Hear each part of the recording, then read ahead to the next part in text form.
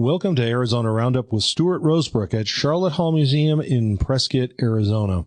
My special guests today are Peter Brand, Western historian, visiting us from Sydney, Australia, and our good friend Brad Courtney, the Whiskey Row historian, local author of 3 books on the history of Prescott, and we are glad to have both of you here today. And Peter, it's great to meet you. You and I have corresponded over the last decade as you have been plying your trade and your research on the American West, Wyatt Earp, Tombstone, and your latest work is titled Josephine Sadie Earp, The Sordid Truth, 1870 and 1883. And it seems that story follows right through Prescott, Arizona, and Whiskey Row. So, Peter, welcome to the show. Well, thank you very much for having me. I greatly appreciate you giving the time and the podcast. I only met you in person this morning, but we had been corresponding via emails for a while through your connection with True West. And thanks to Brad Courtney also for suggesting that we meet in person. Well, I've been really looking forward to it. I've admired your work, your gumption, and your determination to really turn over the page. And with this great revolution in communications and the internet and the digital nature of research and the ability to, not have to travel time and time again to the resources. We're going to talk a little bit about that today, about how you do your research, but you're not in Prescott randomly. You've been in the United States for almost 3 weeks, and you're here for an annual conference of historians and writers that you're a member of. Is this the Wild West History Association? Yeah, that's correct. I've written quite a few articles for Wild West History Association. I'm not able to come over every year for the annual roundup, but I did come this year, and I was in San Antonio for their roundup in 2023. And I was determined to come back again because I was in Reno, which is a lot closer to the West Coast, which is where I fly in from Sydney to LA. So relatively speaking, Reno was closer for me to access. And then it was close again to Arizona, where I could connect with Brad and meet yourself and visit Prescott, because some of the Sadie story takes place in Prescott. And it's such a beautiful town as well, just to be in, let alone research in. So I'm very happy to be here, and Brad's already introduced me to several very interesting people. And yeah, it's been great so far, and I've only been here 2 days. Right. And Brad, is this the first time you've met Peter, or have you gone to some conferences where the two of you have met or corresponded over the years? We actually personally met 2 years ago, El Dorado Days, Tombstone. 2023, yeah. And I wasn't planning to go to El Dorado because I thought it would just be too crowded. And I actually emailed Brad and I said, I'm going to be in Arizona and I'd really love to connect with you, Brad, in Prescott. And Brad said, bad news, Peter, I'm going to be in El Dorado in Tombstone. And miraculously, Ron, his great friend, the constable. Right, Ron Williams. Yeah, managed to secure me a room somehow. It was sold out, but he managed to get me a room in Tombstone. So I met Brad for the first time on Allen Street. Walking down Allen Street, I'm looking for Brad Courtney, and I ran straight into him. And it was all really to do with location. He was going to be at El Dorado. Ron Williams got me a room, and there I was. And we spent all El Dorado together. Yeah, it was great. History. And of course, you can't see him, but Peter stands out. You're not expecting a 6'4" guy. And the first thing you go is, "Whoa, dude, you're I'm not the tallest guy in the room anymore." But yeah, he stands out. But we just had a great time, and we've been corresponding for quite a long time. Yeah. Well, I love that fact. And I thought, before we got on the show, I think Americans are fascinated with Australia. It's one of those places that, you circle on the map, you say, I'm going to make it there someday. I want to travel there. And there's so much cross-cultural exchange over the years, but based on our age and our growing up, there's definitely those touch points when we all started becoming aware of film, television, music, and that cultural exchange with Australia in our youth started to happen. And whether it's AC/DC or In Excess or Mad Max and Mel Gibson. Yeah, or Crocodile Dundee. Crocodile probably. Dundee. And then Quigley Down Under was made. Quigley Down Under. And was there, there's another famous director, Peter Weir, made a film. Is it about Picnic Rock or? A famous situation where some schoolgirls went for a picnic and disappeared. Right. So the title of the movie is Picnic at Hanging Rock. That's right. And Peter Weir is a very well-known director, yeah. So I think we started getting, everyone in America started really, and the Kiwanis started, you'd see the koala, but there was all these sorts of little touch points that and I grew up with an Australian family in Los Angeles, which was our great introduction to the culture. But tell us a little bit about where you grew up in Australia and how you became interested in the American West. So I grew up in Sydney, Australia, which is probably the biggest city in Australia. It's on the east coast, and I've lived my entire life there. And when I was growing up, my father was a professional artist, which was unusual in itself because, when I went to school, other people's fathers had what I call normal jobs, whereas my dad was making a living, a professional living, out of artwork. And his main source of income for at least 15 years, all through the 50s and well into the 60s, was illustrating Western pulp magazine. Oh my goodness, that is fascinating. What's your father's name? Terry Brand, and he used to sign his early work T. Brand. And then eventually, I think the publishers thought that was taking up too much space on the artwork, so he shortened it just to TB. But yeah, he was making a very good living out of illustrating pulp Western fiction.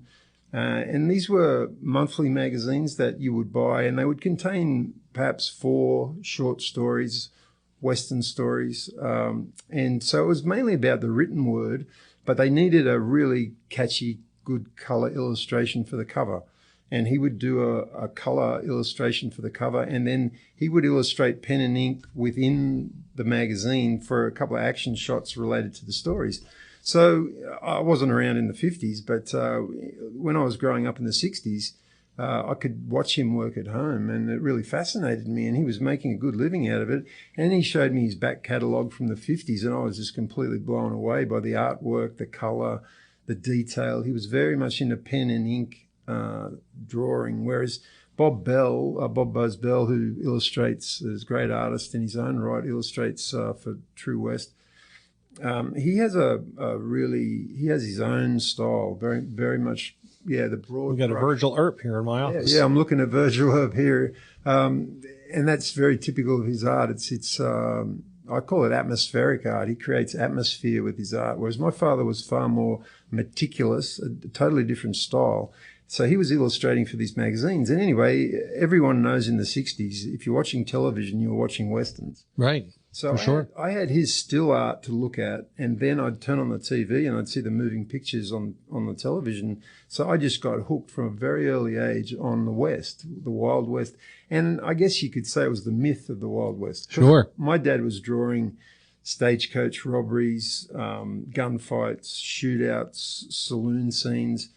And then you'd turn on the television and you'd watch any number of Westerns that were basically showing you the same type of thing. Mm-hmm. So I just got hooked on the West. I love that. And Brad, I wish you and I would have grown up reading some of those your dad's that pulp fiction coming out of Australia. And I do understand being the son of an artist, a son of a writer. There you go. It's definitely a different way of growing up. And it is. It's a perspective, though, that's a very creative household in how you visualize history and the art and the ties between them all. Yeah, well, my father was a very creative type, he was naturally gifted with art, but he also enjoyed creativity anywhere he was. Like, he was in the garden, he would like to create a nice garden, grow nice flowers. So he saw the beauty and the art in almost everything that he did. He detailed his car to perfection. So I was growing up learning to appreciate these things. Whatever it was that you were going to do,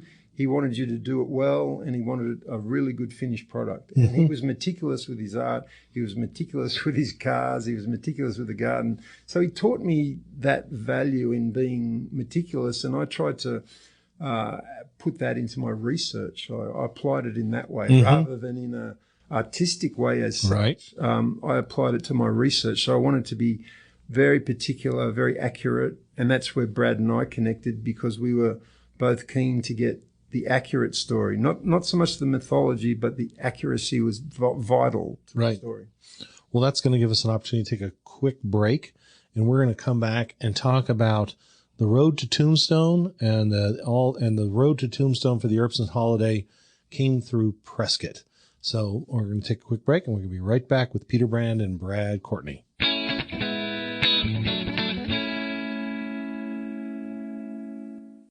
Since 1995, Helkin & Horn Ad Agency has helped local businesses stand out and succeed, from print and radio to websites and social media. You see, their talented team crafts your brand's message and offers a plan to get it out into the community. Do you want results backed by 30 years of experience? Visit AZAD, that's azadagency.com, and do it today. Helkin and Horn, where their slogan is "Be Known."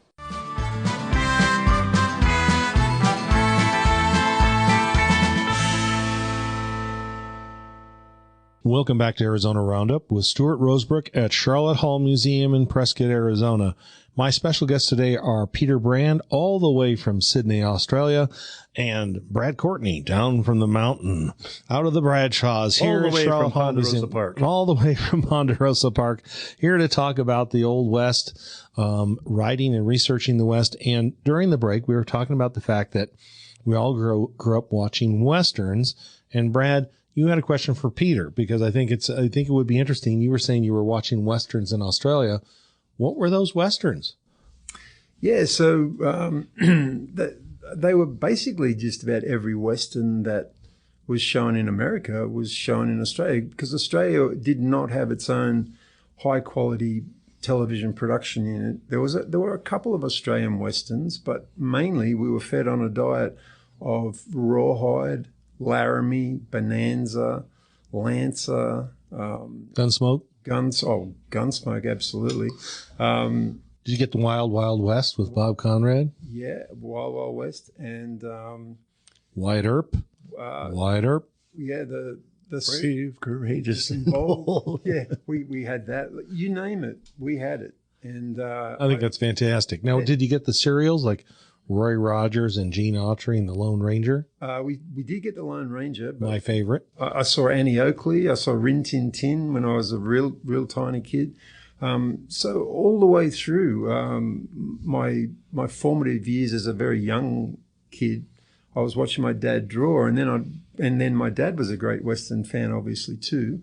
And we'd enjoy watching the Westerns together. And then later on, there was some good ones too, like High Chaparral. Oh, yeah, a favorite. Yeah, mainly I was drawn to that because a lot of it was filmed on site. That's right, down at Old Tucson in southern Arizona. And I could see the difference between filming on site and filming in the studio. Oh, big difference. Yeah. And I loved Rawhide for that reason too, because although they did have studio shots, a lot of their action took place out on the plane. Outside, right? So again, I was drawn to the reality of the situation rather than the myth. And so even in High Chaparral, like it seemed more real to me because they were there.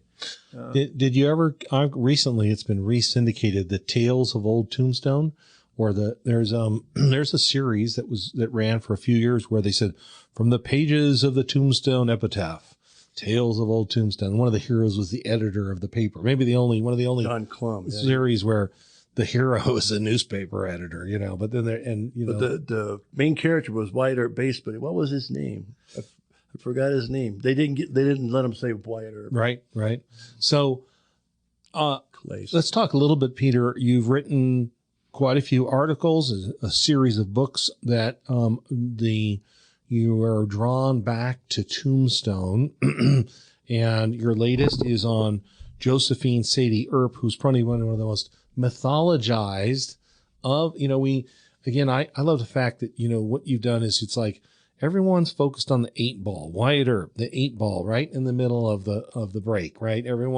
He gains everybody's attention, but like Dorothy and the Wizard of Oz, it's the surrounding characters that make you interested in the hero's journey of Wyatt Earp. And Josephine is one who, how many people have a chance in their own lifetime to try to determine their own myth? And she fought for her own myth. Is that properly said? Absolutely. So I've always been attracted to Wyatt and Doc I first learned of those through the TV shows, but then as I became more involved with reading, like my first step in the whole process was to read as much as I could about every character in the story. But I then became fascinated by what I call the peripheral characters. So the characters that are surrounding Doc and Wyatt. And I wanted to learn more about those characters, including their common law wives or their actual wives, their girlfriends, their lovers, whatever you want to call them. And I was drawn to the men that rode with Wyatt Earp on the Vendetta Posse and the people that were around Doc, friends and enemies. So when I started out, my first article was published by a history organization called WOLA, which was the Western Outlaw Lawmen Association. And then they had a kind of competitor called the National Outlaw Lawmen Association. I remember that, right? So we had these two publications, and I was writing brief biographies about the peripheral characters for those organizations. And then they finally, in 2008, they joined up to become the Wild West History Association. So then I started writing for Wild West History Association, slightly longer articles, footnoted with sources. And then I also tried to parlay that into writing for True West. Mm-hmm. So I've written several articles for True West over the years. I've always been drawn to those other characters. And Sadie Earp was one of those characters. And she lived long enough to be able to, as you put it, to create her own myth. She was very protective of Wyatt's story, and she had her name and Maddie Earp, Wyatt's second, for want of a better word, wife or common law wife. She had enough power and pull that she got to Stuart Lake, who was Wyatt's first biographer, and she managed to have her name and Maddie Earp's name totally removed from Stuart Lake's frontier marshal, which I thought, wow. That's power. Yeah, that woman did not want herself or Wyatt's common law wife included in Frontier Marshal. So when you read Frontier Marshal, which was really the big launching pad for right, for sure. More so for his legend. And more so than Walter Noble Burns' book Tombstone. Well, Walter Noble Burns kick-started the myth, but Stuart Lake took it to another level. Right. And Sadie had power, and I thought, wow, and that drew me to her, and I thought, why did she want these names removed? There had to be a very good reason. And that led me down the path that led to the book that you're talking about, my latest effort, which is Josephine Sadie Earp, The Sordid Truth. And I only cover the years. If anyone's interested in the book, it's not a full biography of her life. It's what I call the disputed period of her life. So it's 1870 to 1883, and that's the period that she created the myth about herself. Right. Right. So now, have you made a pilgrimage to San Francisco Bay Area to see her grave next to Wyatt's? I have not, but very fortunately, I was contacted by a lady who conducts tours of that cemetery. And luckily for me, she gives regular talks about that cemetery and the various sections of it. She seems to focus more on the Jewish side, and she was happy to use my book as a reference during her regular talks. So via her, I was able to see photographs of the graves. I was able to see her talk about the graveyard tour she does. So I've met several people that have been very helpful and supportive along the way. So I haven't actually made it to Sadie and Wyatt's grave, but right. I have seen it via this woman that does the tours. So. Right. And there's a professor of history from New York Yep. who's written a biography of also of Sadie Earp, her life story. Yeah, so that was Ann Kirshner, and I think that was published back in 2013. Right. And she did a very good job on Sadie's life after 1883, Right. which was very well known in terms of wherever Wyatt was. Normally Sadie was by And she kind of went out and walked where she lived. She came to Arizona and she went to Alaska. And I actually met her in Tombstone. So I like to think that she did a very good job on Sadie's later years, but she did not discover some of the sordid truth, as I call it, Right. about Sadie's formative years. Right. And the formative years are 1870 to 1883. So if you read the Ann Kirshner's book, you will not read the same information that's included for that particular period. Right. And I leave Ann Kirshner to discuss the period after 1883, but I'm totally focused on the formative years that made basically Sadie who she was. Right. Well, that's a good place for us to break.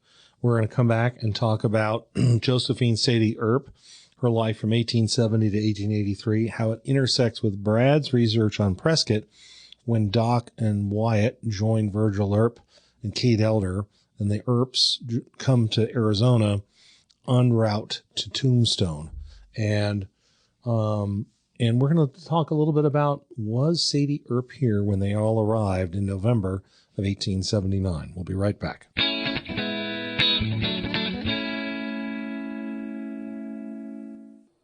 For over 45 years, Blind Brothers Arizona has been the heart of window style in Prescott. From blinds, shutters, drapes, they will custom design and install with expert precision, tailored just to you, whether it's for your home or your office.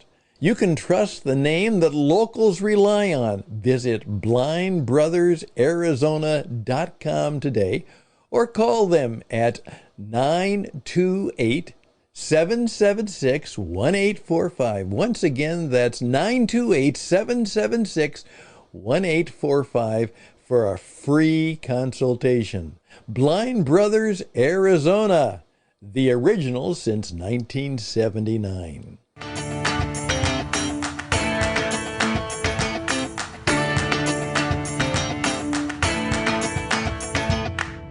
Welcome back to Arizona Roundup with Stuart Rosebrook at Sharlot Hall Museum. And my special guests today are historian Peter Brand from Sydney, Australia, and local historian Brad Courtney, all we call the Whiskey Row historian. And today we're talking about, I think, one of the most fascinating characters in the Tombstone saga, the history of Wyatt Earp and the Earp family.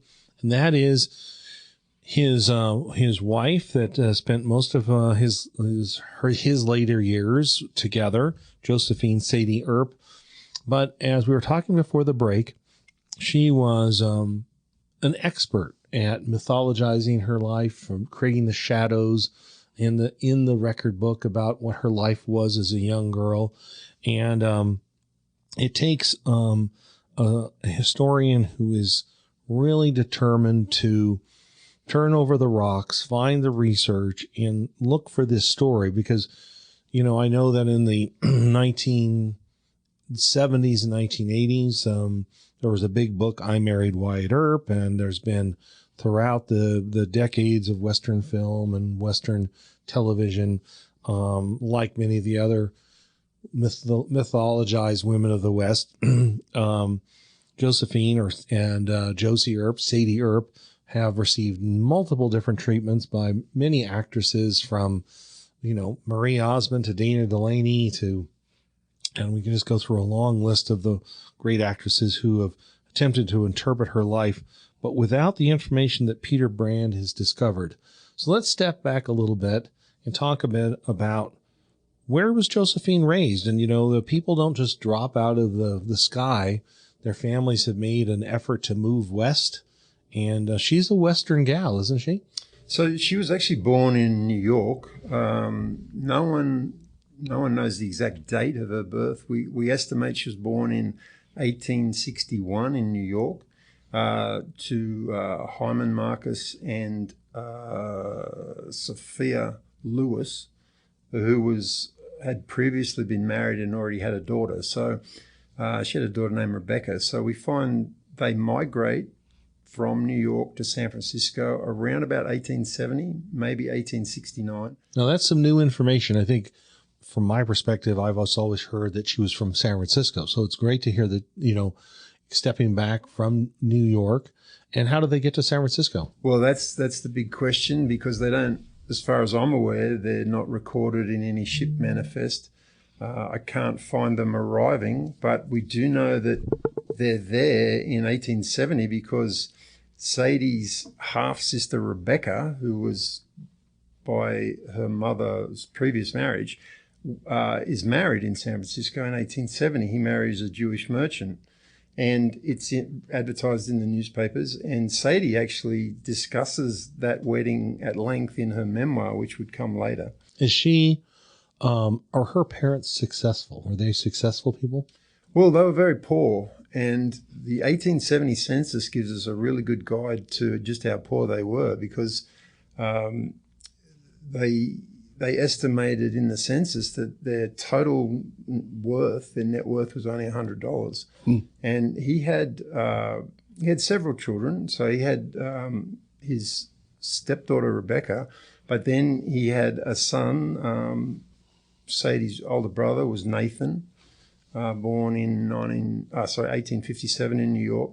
Then there was Sadie, born in 1861 in New York, and then Sadie had a sister Hattie, who was then born about 1863. Now, a lot of these dates are a little fuzzy because New York was just exploding with immigrants, and a lot of the records just were either lost or never recorded in the first place. So their actual birth dates are a little bit iffy, but we can estimate the years off the census records. So the family is living in San Francisco in the 1870 census, and they're not in the rich area of San Francisco. And her father was a baker by trade, which he was working for another firm, so he didn't own his own bakery. Do you think that they would have had enough money or borrowed money to have taken the train, the Transcontinental Railroad, across the country? I'm not sure on those details because we can only speculate on how they. I'm speculating. I'm right, because I think there's it's almost possible. Yeah. Or maybe they took a ship via the Panama area. That's possible. Yeah. That by that time they would have. Well, you could go to Panama, then cross overland, and then catch a ship on the other side. And you could do that. You wouldn't get a cabin. Cabins were quite expensive for both legs of that trip. So they possibly sailed out of New York in steerage, which would have been basically just room enough to sit or maybe lay down amongst a multitude of other people below deck, possibly went across the Panama and then took a ship up to San Francisco. And that was a fairly common way to travel if you could bear the fact that you had no privacy and you were bunking with strangers basically for long periods of time, and you're at sea, right, which adds another level of danger to the whole process. But so we follow her and her family from 1870 through in San Francisco, and I wanted to drill down into those records because she made the claim that her family were quite wealthy or quite well off. Right, that's part of the legend, right? Yeah, and that turns out to be completely incorrect. This is fascinating. They were struggling to get by, so much so that her older brother Nathan ran away from home at the age of 13. He just ran away from home and got into trouble and ended up in the reformatory school, or what was called the Boys Industrial School. And in San Francisco in 1870, he attacked a Chinese laundry. He didn't have money to pay for his laundry. He was living on the street. He wasn't living with Sadie and the family. So they were probably struggling to make ends meet. And he decided to take off on his own, got into trouble, ended up in the San Francisco industrial school for boys, where they really worked you during the day and educated you briefly at night. So her family was broken in a way from the start. Very Dickens. We got a Dickens story here. And she would have witnessed that. She would have witnessed the brother disappearing and then ending up in the reformatory. And her mother is noted in the newspaper writing a letter to the governor of that institution asking for the release of her son, Nathan Marcus. So she would have witnessed that. And the other factor that came to light during the research was that the family was constantly moving. And I think that may have been due to the fact they were either being evicted or they were looking for cheaper rent all the time. And they ended up in the very, very poorest area of San Francisco. So they were by no means well off.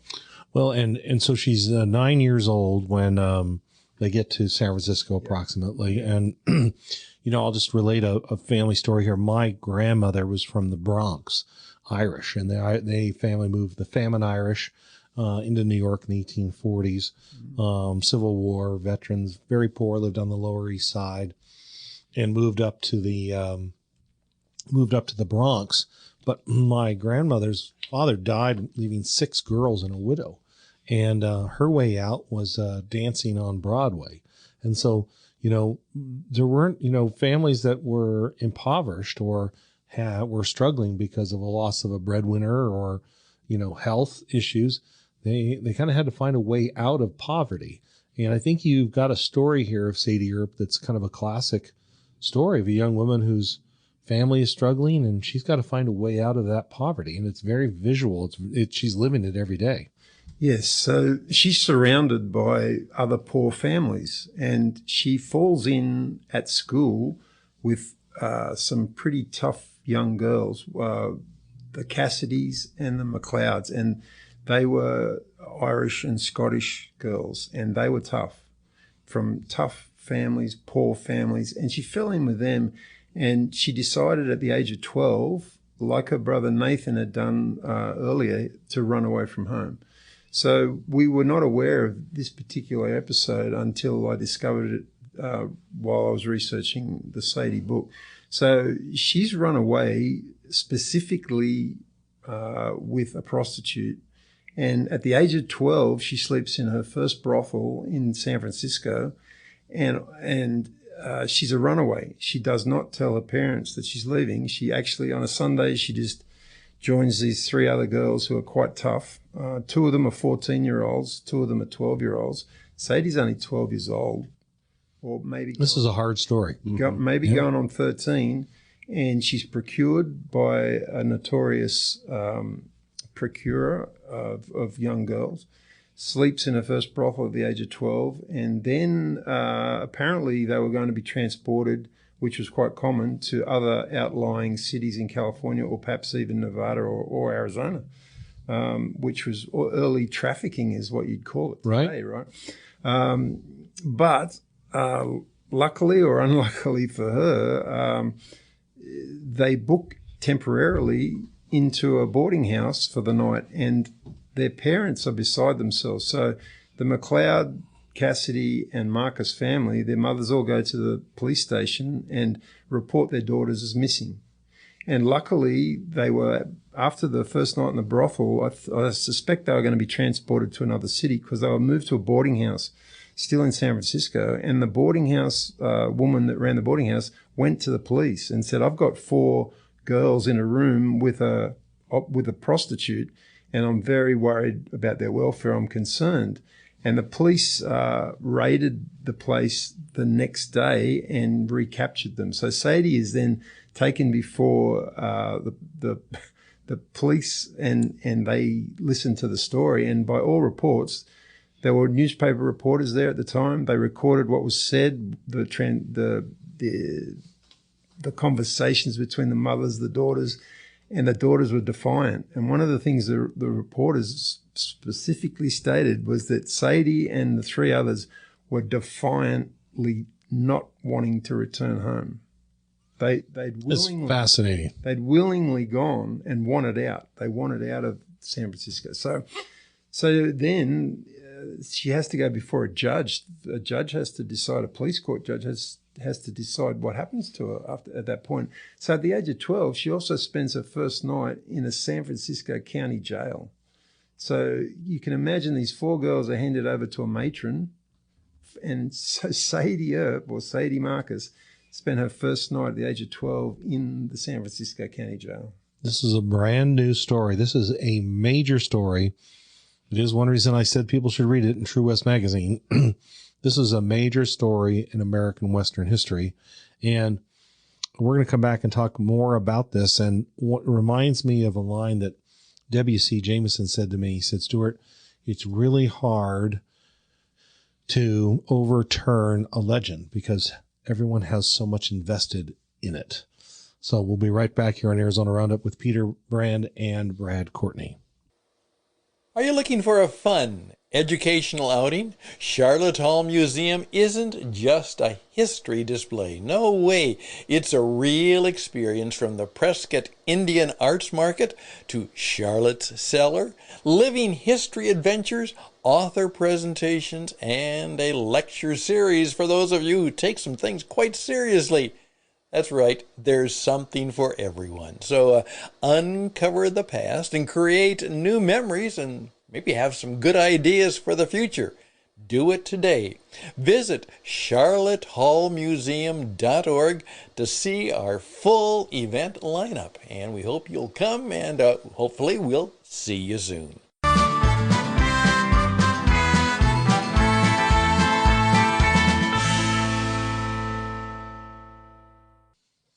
Welcome back to Arizona Roundup with Stuart Rosebrook at Sharlot Hall Museum, and we're having a great afternoon talking here with Australian historian Peter Brand. He is a historian of the American West, and Brad Courtney, a Whiskey Row historian, a great author and researcher and historian of the West. And we're brought together today because of Prescott, Arizona, because of the past of these infamous men and women whose trails brought them to and through and back to Prescott. People like Virgil Earp, Wyatt Earp, Doc Holliday, Kate Elder, Josephine Marcus, Johnny Behan, James Earp. You know, there's many names of many, Bucky O'Neill, and famous Westerners that have become mythic around the world. But what we're discovering today is it takes historians like Brad and Peter who are willing to do the work to really turn over the page and break the myth and bring the truth to light. Now, Peter, we were just talking a little bit about Josephine's beginnings of her wayward ways in San Francisco. We want people to buy your book. We're not going to tell them the full story here today, but let's jump forward a little bit, because we are in Prescott. This is Sharlot Hall. Her family moved here in the early 1880s when she was 13. She was born in 1870, so just a little bit younger than Josephine herself. So she would have been here in as a young girl. They were homesteading outside of Prescott. What brings Josephine Marcus to Prescott, Arizona? So in her memoir, which she dictated in the mid-1930s, long after Wyatt had died, Josephine Earp, as she liked to be called then, dictated her memoir, and she was trying to sell a story, a myth. And it basically was a cover-up story. So in her world, she decided that she'd run away with an actress troupe, a quite famous actress troupe led by Pauline Markham. Now, Pauline Markham was well known throughout America for her stage performances, and the Markham troupe did actually travel from Los Angeles to Yuma by train, and then across to Casa Grande by train, and they dropped down by stage into Tucson. So there was definitely a ring of truth that you might believe. And I think that's why Sadie told that story in her old age. She was trying to find a way, a sanitized way that she could turn up in Arizona. And Pauline Markham did tour. The tour started in October of 1879. So, and then the tour went from Tucson up to Prescott. So we've got Pauline Markham performing here in Prescott, and that's a fact. We Right. know that. And Right. so and she was actually here for longer than people might suspect. She was here for perhaps close to 5 months, possibly even 6 months. Not always performing. This is Pauline Markham. Pauline Markham. So Sadie invented a story that she jumped aboard the Pauline Markham entertainment troupe, and she traveled with them to Arizona, and she was with them performing in Arizona. And that was a sanitized way to transport herself into Arizona so that she could provide a reason to her biographers of how she came to meet John B. and how she came to meet Wyatt Earp. She had to find a way to get herself here to meet those characters because everybody knew that she knew Bean and she knew Wyatt Earp. So, but the truth of the matter was far more interesting to me. She actually landed in Prescott in November of 1874. That's early. Yeah, that's real early. First 10 years, first 10 years of the territory here, and the town's still just growing. It's very small. Yeah, but she wasn't with a theater group. She was with another kind of group. Mm-hmm.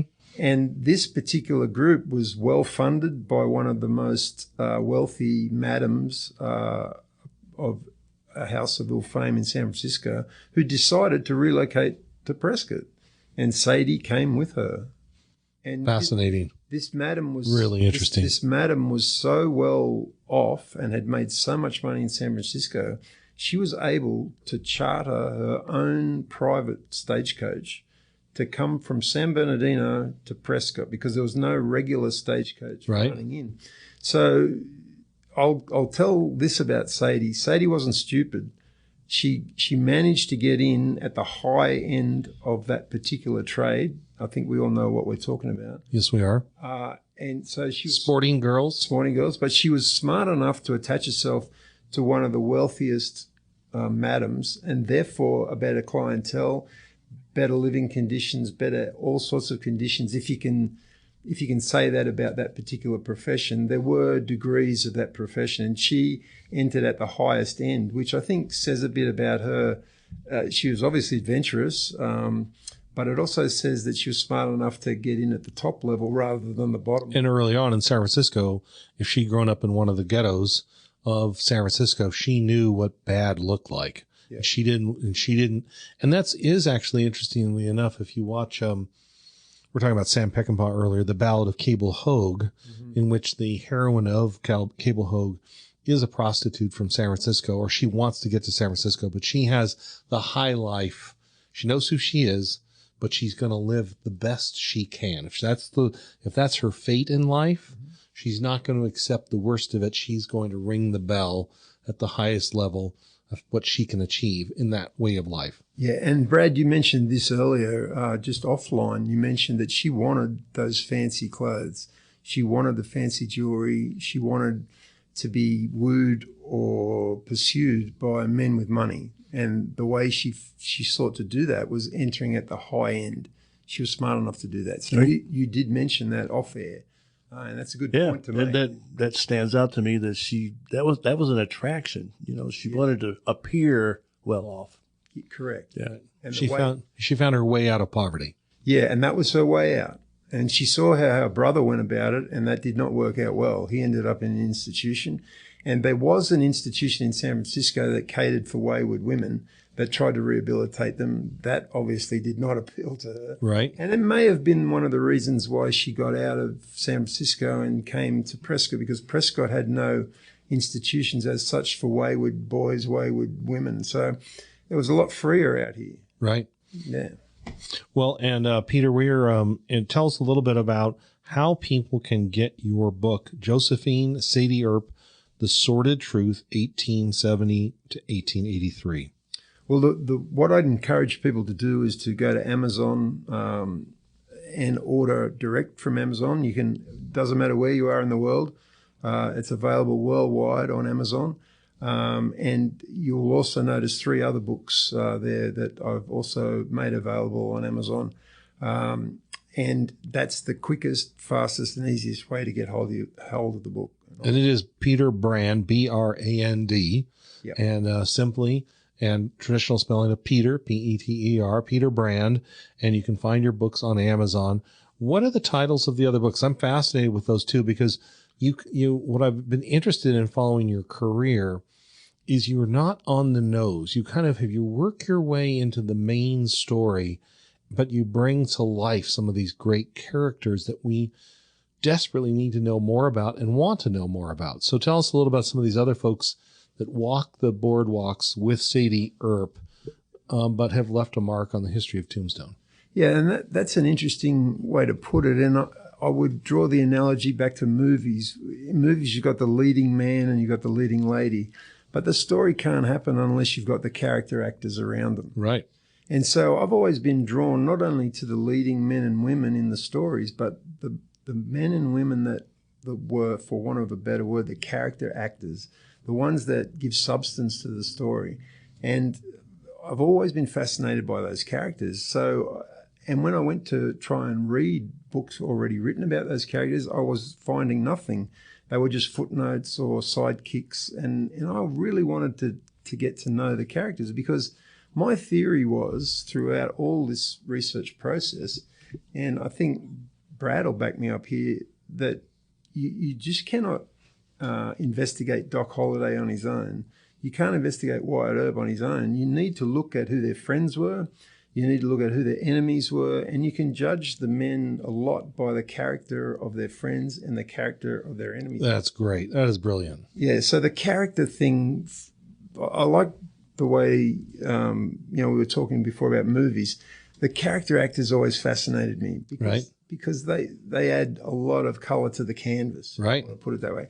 So my other books, I decided to look at Doc Holliday's enemies. So I wanted to see if the guy that arrested him and almost resulted him in Doc being extradited back to Arizona in 1882 was a guy named Perry Mallon, who forced his arrest in Denver in 1882. And Doc has just fled Arizona. Right. He's on the run, basically, trying to get away from a murder warrant for the killing of Frank Stilwell. And so for him to be arrested in Denver and then face possible extradition back to Arizona to face the music, so to speak, I wanted to know who that guy was that had the bravery, if you want to put it that way, to arrest the Doc Holliday. Right. So I did a biography of Perry Mallon. I drilled right down into his origins, what made him tick, just so that the reader can compare how Doc was compared to the guy that arrested him. Right. And then I got interested in Doc, and I did a bit more. And then I drilled down into Johnny Tyler, who famously appears in a scene in the Tombstone movie. He's the character that Wyatt Earp slaps around and challenges him to skin the smoke wagon and see what happens. So I found out through research that Johnny Tyler challenged Doc Holliday to a duel in the Oriental in Tombstone, and then challenged him again to a duel in Leadville in 1884. So then I decided I'd write a biography on Johnny Tyler. So I did that. And then that led me into looking at the friends of Wyatt Earp. And obviously Doc was a friend, but Wyatt had several friends that supported him during the Vendetta ride. So I focused in on those guys. And I've got a biography of the real Texas Jack Vermillion available as well. And I've read that. That's a very, and all of these books are just, your research is impeccable, and it brings to light these characters that, hit screenwriters have peopled, or novelists have brought to life. They'll throw out their names. They'll put them in novels, in TV series, or in movies. And, then we look at them in the character list, but you've really brought them to life. You've given them the life they deserve on the printed page. Well, I think you learn more about Doc, and Brad will back me up here. You learn more about Doc and Wyatt if you learn more about these characters. So my theory was who were their enemies, but then when Wyatt needs friends, when he desperately needs friends, when the vendetta breaks out, who were the guys that put up their hand to ride with him in a very dangerous situation? They'd seen Virgil Earp had his arm almost shot off. They've seen Morgan Earp murdered, shot in the back. And sheriff, there's other people who were murdered all along the way, right? Right, and so I'm wondering what sort of guy puts his hand up and in that situation and says, Wyatt, I'll ride with you. And so that that leads me on to my future projects are hopefully going to be more biographies of those Vendetta riders. Yeah. I have a request if we have time. We do. Tell us about Turkey Creek Jack Johnson, who was played by Buck Taylor in the movie Tombstone, and his connection to Prescott. So that's a very interesting one. So that was an alias. So Jack Johnson was an alias adopted by a man named John Blunt. And he and his family were very rough from the mining areas of Missouri, Granby, Missouri, Neosho, Joplin, that corner area of Missouri. They originally came to Prescott as early as 1876. They were living in tents just below Prescott. And so the Blunt family, who was Jack Johnson's real name, is Blunt. Blunt. It was spelt in the newspapers. They phonetically spelt it B-L-U-N-T, but his actual name was B-L-O-U-N-T. Right, like and it was Mel Blunt. Yeah, it was pronounced Blount or Blunt or. He's a great football player for the Pittsburgh Steelers. Is that right? Okay. Yeah. Well, Only a few of us know that, and I knew it. there you go. Okay, I'm out of the loop on that one. Yep. But He was tough enough. He could play Australian football. He could play both sides of the field. American football, Pittsburgh Steelers. He was a tough guy. well, that's saying something. So the Blunt family actually came from Missouri and were in the early records of Prescott. Why they came here, we're not sure, but they came with. There were 4 sons, a mother, 2 daughters. They all came here. His sister was educated here in Prescott in the primary schools or the grade schools here, and then they leave. And then eventually one of the brothers gets into big trouble in Tip Top, which is a mining town. Down along the Black Canyon Highway near Gillette. Yeah, he kills a man. His name was Bud Blunt, and he killed a man in Tip Top over a dispute, shot him in 1881. And next thing we know, his brother arrives in Tombstone and partners up with Wyatt Earp. He takes the alias Jack Johnson, and Stuart Lake christens him Turkey Creek Jack Johnson. And he's played by Buck Taylor in the Tombstone movie. He has a somewhat prominent role with Jack Vermillion. And so it turns out that this alias Jack Johnson, who rode with Wyatt in the Vendetta, has a strong connection to Prescott and ends up here back in Prescott 20 years later. Well, we're going to make this an extra bonus episode. We're going to we're going to take another break here. We're going to come back for one more segment of the show, segment 5, and we're going to talk a little bit more about Prescott, upcoming special weekend here in Prescott with the Doc Holidays with Brad Courtney, and we're going to wrap up a little bit more about this character, Blunt Johnson, and I'm going to throw out an idea why he was called Turkey Creek. We'll be right back on Arizona Roundup. My goodness, more stories yet to come. Hi, my name is Stan, and Stuart calls me Stan the Radio Man. And I am the person who encouraged him and many other people in this day and age to find their way and their business and their organizational voice by being on the radio. I've had a long time being in international broadcast radio and one of the inventors of the podcasting idea. And so I am the leader of what we call the What It Takes Radio Company. And we're in the business of helping not big organizations get big radio stations, but small organizations, people individually, great causes, service organizations to actually have their own radio program. In fact, to develop their own internet radio station. And Stuart didn't know about that, but my goodness, through some of the experiences we've had, he's become a real great broadcaster. And this is a great show full of storytelling and entertainment. Hey, maybe that's something that you would like to do for your business, for your cause, maybe just for something that you've always wanted to do. Be on the radio. Well, we can help you do that. Hey, reach out to me at Stan, S-T-A-N, at witradio.net. Stan at witradio.net. Who knows, maybe in 25, 26, that'll be a business year, new idea year, as you decide to take your wisdom, insight, and truth and put it on the radio.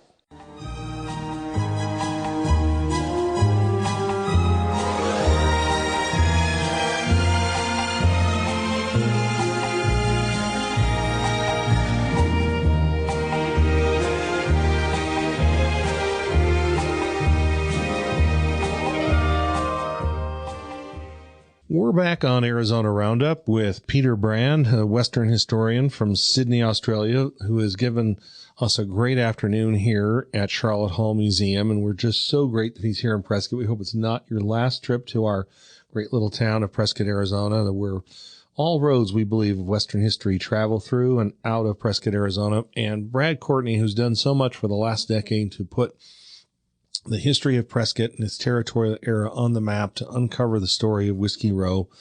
And just before the break, we were talking about Turkey Creek Johnson, right? What's his full name again?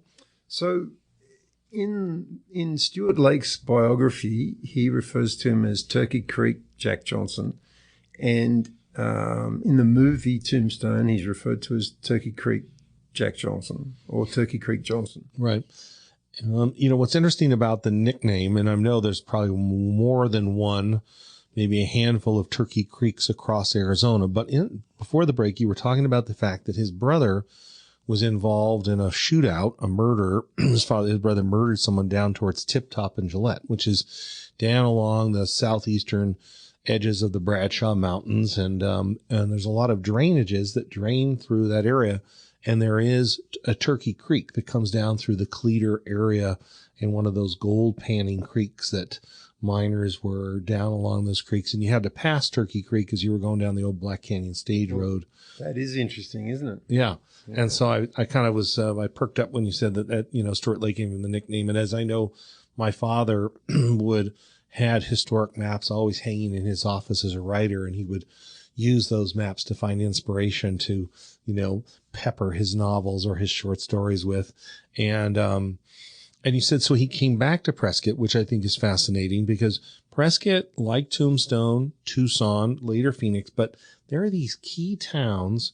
They may be overlooked or overproduced in the Hollywood mythology, but we know for sure that so many of the characters that we write about and we celebrate, their trails came through Prescott. It was the territorial capital, like Santa Fe.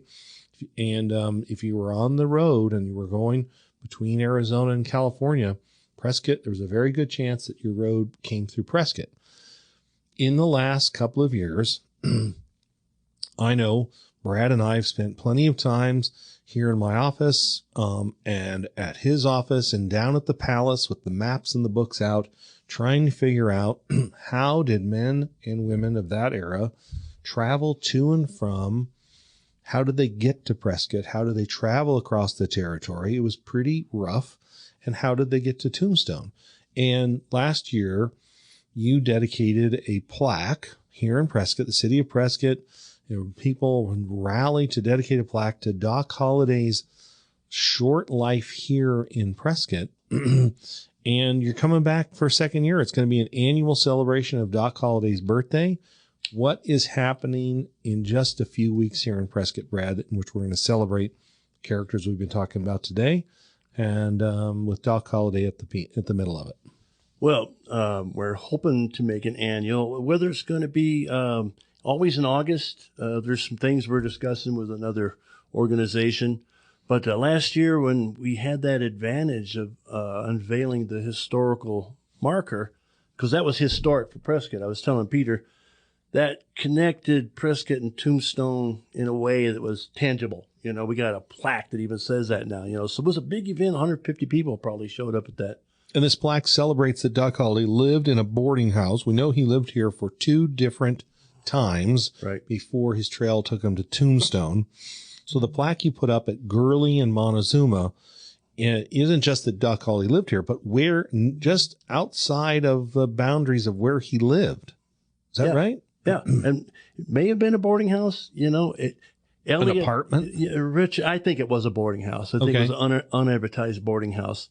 But, it was right behind, for people in Prescott, right behind, what is it, the Burmester? Was that what's there? You're right. That's right. Yeah, and it's right there. It's a parking lot now. He lived on lots 16 and 18. But that was so successful, and then we had a little gala after, and probably a couple hundred people showed up for that. So people, let's do it again. But what I'm trying to do is establish a forum, and that'll be the centerpiece of future events. Now, who's coming and talking at this forum? It's what dates are we talking about? in August. Tell us the dates, the time, how people can come and enjoy this, get involved, find out more about it. So when is it happening? When is this Dock Holiday Festival? So it begins August 15th, Friday, at the Western Heritage Center on Whiskey Road. It's going to be kind of receptive. Down on Montezuma. Yep, and there's a speakeasy crawl that Brenda Cusick is leading. And it's right next door to the Birdcage Saloon and about 6 doors down from the Palace. Right, and they're going to visit some of the speakeasies. But the main event's going to be Saturday morning. From we're going to start our breakfast at 8. And our first speaker is someone you might know. Have you heard of Bob Bell? Executive editor and owner of True West Magazine. Oh, you know him. Yeah, okay, I know Bob. Yeah, he's actually coming to, I'm wearing a shirt with one of his drawings on it, but he's going to talk about all his renderings of Doc over the years. And we're having an art show that will open that day. If people come to Sharlot Hall Museum, if you're participating in the conference, I'm going to give them a private tour of Sharlot Hall Museum, show them the collections, and go view Bob Bell's and Tom Ross's art show here at Sharlot Hall Museum. That'll be the first day they can see it on the 15th of August. I'll be there. I want to see that. Then we're going to have a party that night. We call it the Prescott Dock Holidays. And you can get your tickets online with the Prescott Western Heritage Center. You can get the whole event for $95. If you want to go to the forum, you can get tickets online that for $20. And our other speakers, Mike Mihailovich, who wrote the Birdcage Theater book, which is groundbreaking. And then we're going to have Victoria Wilcox, who lives and breathes Doc Holliday. And she's written some novels about him and lived in one of the houses of a relative or something like that. And she's written a good nonfiction book, too, on that. And she's a great speaker. So she'll be our featured speaker.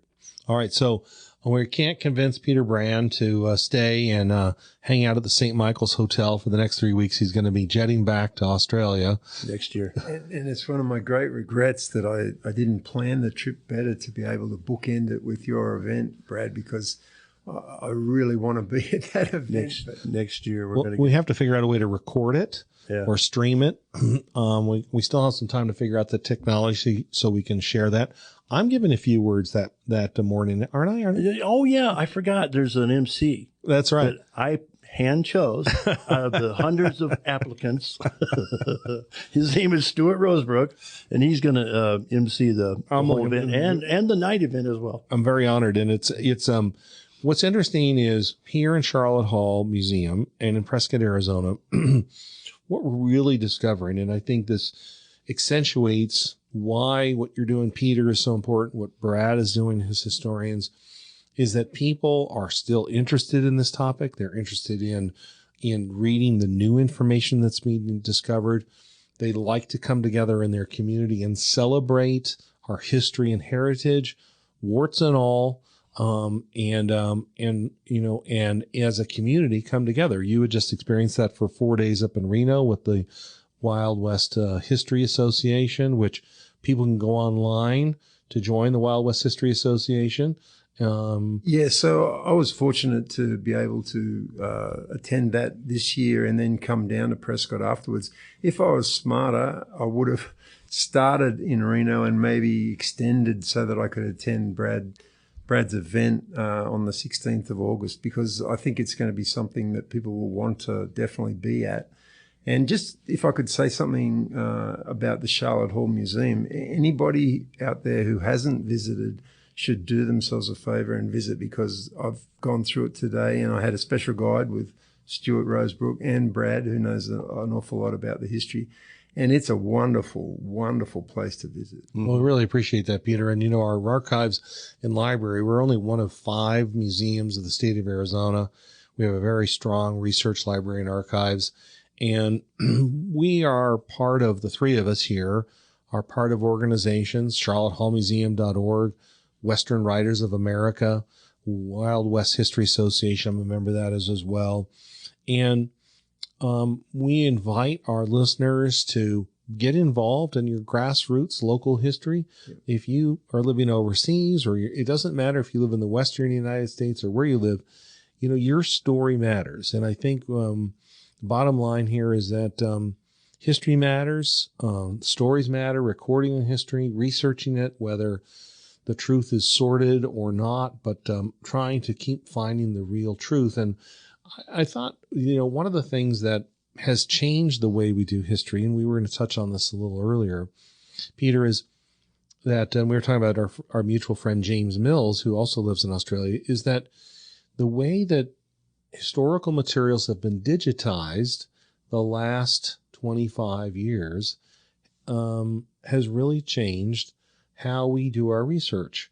Do you come to the United States regularly to do research, or have you been able to find a way to do most of your research from Australia? Well, it's a good point that you raised, because I know at the Wild West History Association, there was a gentleman there from England, Mike Bell, who specialises. Oh, yeah, good writer. Yeah, Butch Cassidy and the Sundance Kid information. And he lives in England, and he's an excellent researcher. And he loves to be boots on the ground. And after the Reno event last week, he mapped out where he was going, and he was boots on the ground in the archives, in the county records, the state records. So he loves doing that. But like you said, when he can't do that forever, so he makes a trip like I make a trip. But then when you're at home, you can still access a lot of records that are digitized. Not everything is digitized, but you can still make some good headway before you come over. And that's what I've been progressively doing. So prior to COVID, I was coming regularly almost every year. I'd do a research trip. COVID changed everything in Australia because we had such heavy lockdowns. So I lost about 3 years of... It was very difficult to travel or allow anyone in. Yeah, so Australia shut off basically the rest of the world. Being an island, we had that prerogative to say no more airline traffic in or out unless it was urgent or unless it was business related. And so you really had to justify your travel in and out of the country. So 2020, 2021 and 2022 were completely lost as far as me coming over. That is just hard to believe. Yeah, and so I made my comeback, if you want to call it that, in 2023 when I went to San Antonio for the Wild West History Association. But I effectively lost 3 years worth of on the ground in America, because you can work from home on your computer and you can get archivists in America, if you're lucky, to help you out. But there's nothing quite like being here yourself and turning the pages of those old records, getting deep into the archives, into the basements and doing it yourself. That's what I love. Because the thing is, you might spot a name. I mean, a name might pop that you weren't looking for, but you recognize. Right. And no one else is going to recognize that for you. So I admire the way James Mills has been able to produce his books, because apparently I'm not a Billy the Kid expert by any means, but he certainly is. And he's done apparently fantastic research all from home. And he's had great assistance from archivists in America. But I've run into some dead ends trying to use archivists over here, because some are helpful and some don't have the time, perhaps. Right, right. Well, we invite you back to Prescott, spend some time in our archives here, where some of our newspapers, we have quite a bit of newspapers. And this guy here, Brad Courtney, who's sitting to my left, he knows what has been digitized and what hasn't. And sometimes it does take sitting down in the right library in the United States that actually has those still bound volumes of newspapers that haven't been digitized yet. And I know at the Arizona Archives, Arizona State Archives in Phoenix, they're one of those archives that still has millions of pages waiting to be digitized. And we have quite a bit here as well. And some of it's a funding issue, I believe. It's not enough staffing, and it just takes, it's like, they'll announce on newspapers.com, we have 3 more papers online, or the Arizona Memory Project, which is a library system with the Library of Congress, that all across America, there's a race, as I'm sure there is in Australia, to get those newspapers digitized before they disappear, before they disintegrate. Yeah. This is true. I heard, I was researching in the archives there, they were saying that many of the hard copy newspapers were actually given by Sharlot Hall. Is that what you hear I too? think she and it's grassroots historians all across the West from certain generations. Barry Goldwater later was one of those men, one of those folks who said, this is important, we're going to save it. And so we owe so much to, we're very present in our outlook in life, but there were thankfully men and women for decades, for centuries, who said, someday this is going to be important. We need to save it. And it really goes back, centuries, millenniums, that there are records that someone said, we need to take this papyrus and put it in an urn. We need to mark this on the wall. And isn't it interesting that the human condition, the shared human condition of time, there is one thing that is shared, and that is the passion for the life we live and the story of that era. And there have been enough people around the world in almost every culture that have said, we need to write this story down for the next generation. When you get that, when you have gone through every newspaper from 1864, Prescott newspaper from 1864 to 1902, and you really got the impression they knew they were making history, and they knew that it had to be recorded, and that's invaluable, just invaluable. Well, I want to thank you both, Peter Brand and Brad Courtney, for joining me this afternoon on Arizona Roundup. I hope it's not the last time. I know, Peter, one thing I can do is I can get you on the phone and we can have regular conversations here on Arizona Roundup. And I sure hope that I can make it to one of your Wild West History Association conferences. I would really like to do that. One thing that I will say is that I've been welcomed everywhere I've been. And even today, Brad and yourself have been introducing me to very, very friendly, welcoming people. And it makes such a difference when you're in a foreign country and you make these connections. And I can say I've been welcomed with open arms by everyone I've been to in Reno at that event, and down here. Even today, I've met some very interesting people who know a lot about history. And I attended Nancy's talk that was... Nancy Burgess? Fantastic talk. And I believe you have those at the end of the month. That's right. We have an author series once a month, and we have a history lecture here at Sharlot Hall Museum every month that brings our local historians and national historians here to share their stories. So that was my first experience of that today, and it was wonderful. Nancy produced some of the most outstanding photos that I've seen of everyday life in Prescott after the turn of the century, like 1916 or whatever it was. Right. But they were very, very good photos, and she had the research to go with them, and I thoroughly enjoyed it. It was wonderful, and I was just so grateful to be here on this day. Just lucky I was here for that. And so I would encourage everybody who's listening to the podcast, next time they have an Author's Day, come, because you'll be educated about Prescott and you'll thoroughly enjoy it, and you'll meet like-minded people. Well, thank you, Peter. I really appreciate those kind words. And I'll tell you, we are going to stay in connection. Maybe there's a way we can connect Prescott with Sydney and tie our history together between as a sister city. We have a number of sister cities, but we don't have one in Australia. Well, I'm all for that. Yeah, for sure. All right. Well, thank you all very much for being on Arizona Roundup with Stuart Rosebrook at Sharlot Hall Museum. See you on down the road. Well, that's a wrap, folks, and what a wonderful time. Please remember to recommend us to others. We are the Arizona Roundup, coming your way from Prescott, Arizona, and the Sharlot Hall Museum. Check us out at charlottehallmuseum.org. That's charlottehallmuseum.org. Until next time, all the best blessings, and ride tall, be safe, be good to one another. Till next time, bye for now.